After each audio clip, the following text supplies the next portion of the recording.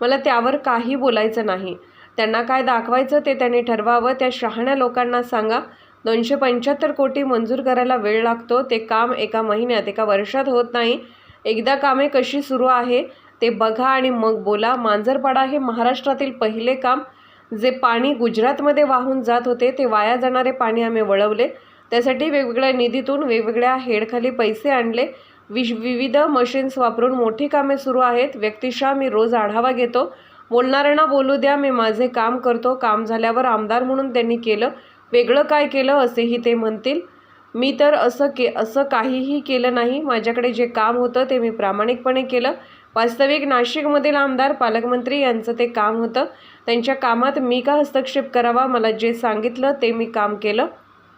लोकशाही आहे. प्रत्येकाला उभे राहण्याची इच्छा. त्यांच्या इच्छेविषयी आम्ही काही बोलू शकत नाही. विधानसभा निवडणुकीत जनता ठरवेल कोणाला निवडून द्यायचं. आम्ही त्यात काय सांगणार. तेव्हाही शरद पवार गटात जाण्याचा विषय नव्हता.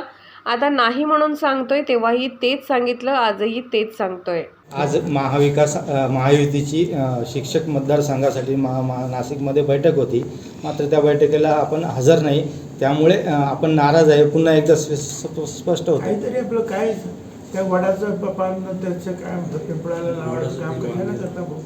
आणि तुम्हीच मला नाराज आहे का नाराज आहे का 10 वेळा विचारत 10 वेळा तेच उत्तर काय आता सर याला आणि आता ह्या मीटिंग्स वगैरे तर आमच्या ज्या आहेत जिल्हा प्रमुख आहेत किंवा तिथे काही प्रमुख लोक आहेत ते करतात. त्या सगळ्या मीटिंग अटेंड करणार ना. काहीतरी आपलं इथे नाही गेलं म्हणून ते झालं काय. आता या लेवलला आमची माणसं काम करतात ते करतील बघतील काय. सर याला जोडून मी माझं काम करतोय प्रामाणिकपणाने. लोक त्याचं मूल्यमापन शेतकरी समाज जो आहे तो योग्य रीतीने करेल. साहेब कांद्याचा प्रश्न बरं. लासलगाव कांदा मार्केट हे आशिया खंडातलं मोठं मार्केट आहे.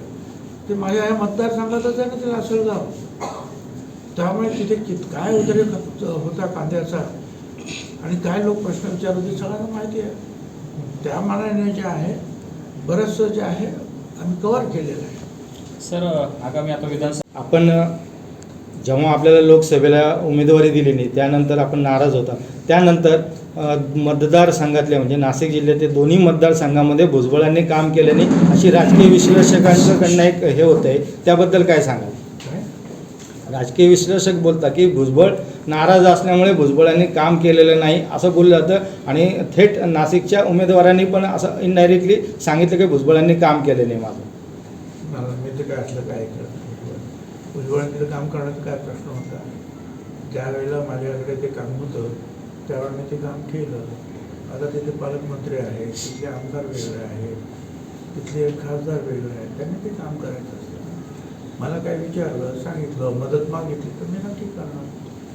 आणि मी कोणाच्या तरी कामामध्ये कोणाच्या तरी अधिकारामध्ये जोडबूड करण्याचं काय कारण आहे.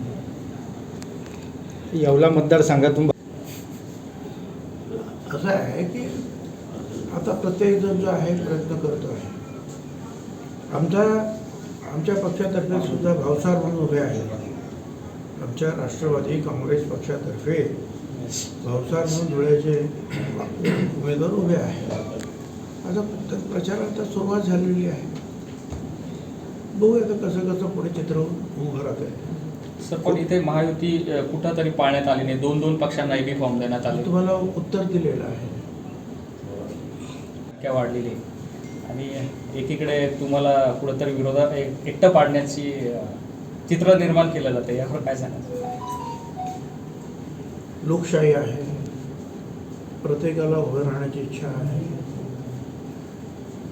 त्याची इच्छा त्यांनी पूर्ण करणं त्याच्यासाठी आपण काही बोलू शकत नाही.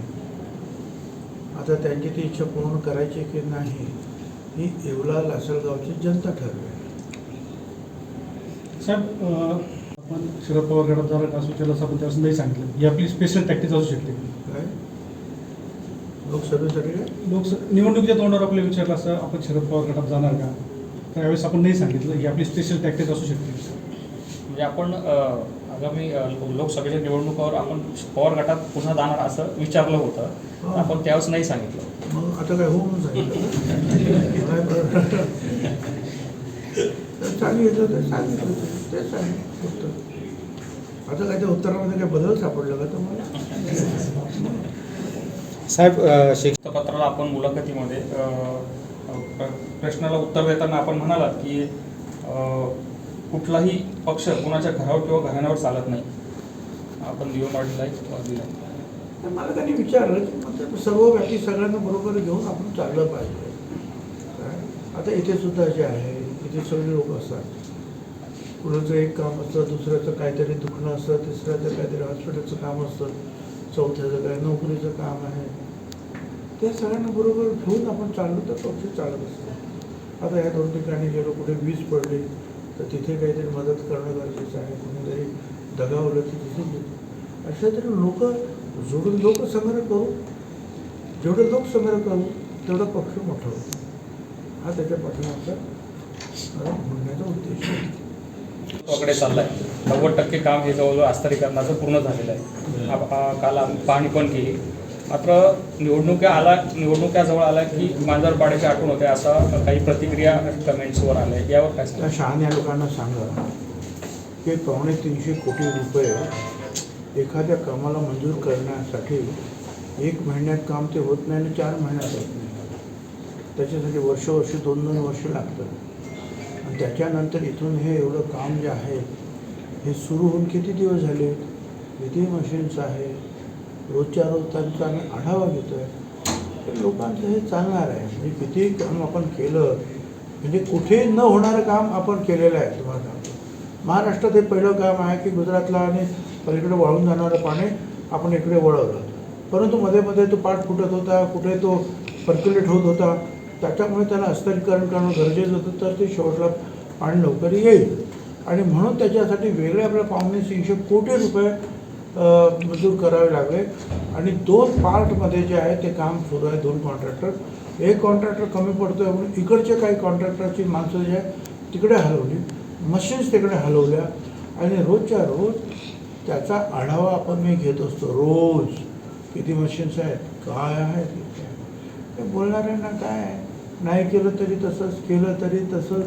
उद्या पाणी आलं तरी मग काय, ते आमदारच आहे, मंत्रीच आहे, पाणी येणारच होतं, त्याच्यात काय विषय असं म्हणायला बसलेले आहेत लोक. साहेब